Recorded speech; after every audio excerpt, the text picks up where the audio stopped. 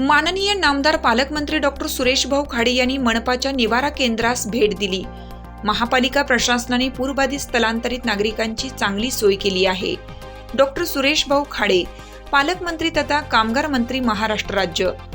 सांगली, मिरज आणि कुपवाड महापालिका क्षेत्रात सांगली येथील सूर्यवंशी प्लॉट, इनामदार प्लॉट, मगरमच्छ कॉलनी इत्यादी पूरबाधित भागातील स्थलांतर झालेलं आणि नगरपालिकेने निवारा केंद्रात सोय केली असलेले 70 नागरिकांना चांगल्या सोयी सुविधा उपलब्ध करून दिल्या आहेत। त्याबाबत माननीय पालकमंत्री महोदय यांनी आज सकाळी शाळा नंबर 23 मधील स्थलांतर नागरिकांशी संवाद साधला।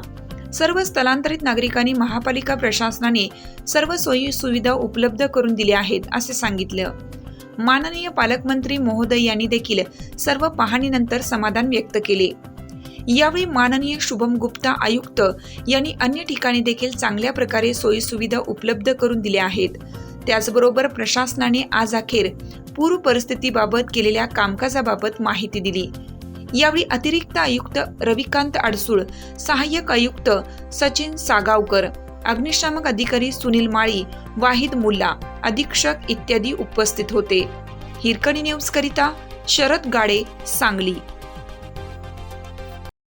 चालू घडामोडींचे अपडेट्स जाणून घेण्यासाठी आपल्या हिरकणी न्यूज चॅनलला सबस्क्राईब जरूर करा, लाईक करा, कमेंट करा आणि शेअर करा। बेल आयकॉनवर प्रेस करा आणि नोटिफिकेशन्स मिळवा।